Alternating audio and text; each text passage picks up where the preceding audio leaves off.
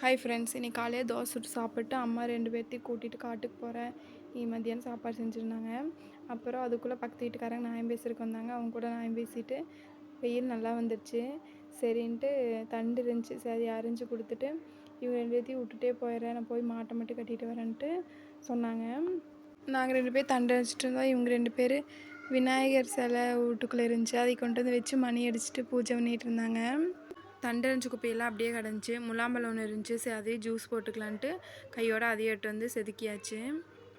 தண்டறிகிற வரைக்கும் சாமிக்கு பூசை பண்ணுறது, தண்ணி மோந்து ஊற்றுறது, இந்த மாதிரி வேலையெல்லாம் செஞ்சாங்க. முலாம்பழம் கையில் எடுத்து பக்கம் வந்து கொண்டாங்க. அப்புறம் அதை கட் பண்ணி ஜூஸ் போட்டு கொடுத்துட்டு அப்படியே சமையல் வேலையை ஸ்டார்ட் பண்ணிட்டேன். அப்புறம் நான், அம்மா, ஹஸ்பண்ட் எல்லாம் ஜூஸ் குடிச்சிட்டு அம்மா வந்து காட்டுக்கு போகிறேன்னு கிளம்புனாங்க. தீக்ஷித்து செலின்னு வரேனாங்க. அழுங்காமல் தீக்ஷித்து உள்ளே வந்து உட்காந்துட்டேன். தண்ணியில் விளையாண்டுட்டு செலின்னு அப்படியே விளையாட வச்சுட்டு தீக்ஷித் அழுங்காமல் வெளியே வந்து செப்பல் எடுத்து போட்டு அம்மாவோட கிளம்பிட்டான் பாருங்க. உள்ளே போட்டால் தெரிஞ்சிருன்னு சொல்லிட்டு வெளியே வந்து செப்பல் போட்டுக்கிறான். கூப்பிட்டு நாட்டி வரலான்னு சொல்லிட்டு அம்மாவோடையே ஓடிட்டான். ஓட்டம் பாருங்க.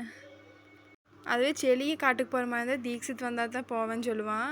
ஆனால் தீக்ஷித் வந்து அவனை கழட்டி விட்டுட்டு போகிறக்கு தான் பார்ப்பான். அவங்களே கேட்டை சாத்திட்டு போயிட்டாங்க. அவங்க போன உடனே நான் இந்த பக்கம் திரும்புகிறேன். அவனும் வீட்டுக்குள்ளேருந்து வெளியே வந்து டீச்சங்க அப்படின்னு சொல்லி கேட்குறான்.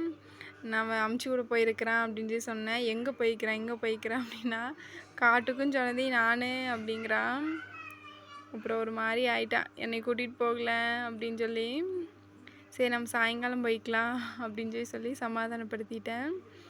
அப்புறம் என் கூட வந்து காய் அரிஞ்சிட்டு வெங்காயமெல்லாம் தொளிச்சிட்டு கொஞ்ச நேரம் உட்காந்துருந்தான். அப்புறம் அவங்க அப்பா தூங்கிட்டு இருந்தார். அப்படியே போய் பக்கத்தில் படுத்துட்டு இப்படி செலின்னு தூங்கிட்டான். தீக்ஷித்து அம்மாவும் காட்டிலேருந்து வந்துட்டாங்க.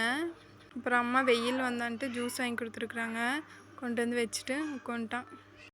அவங்க காட்டிலேருந்து வரக்குள்ளே இன்றைக்கி லஞ்சுக்கு சாப்பாடு கத்திரிக்காய் உருளைக்கிழங்கு சாம்பார், ரசம், தண்டு பொரியல். வாங்க சாப்பிட்லாம்.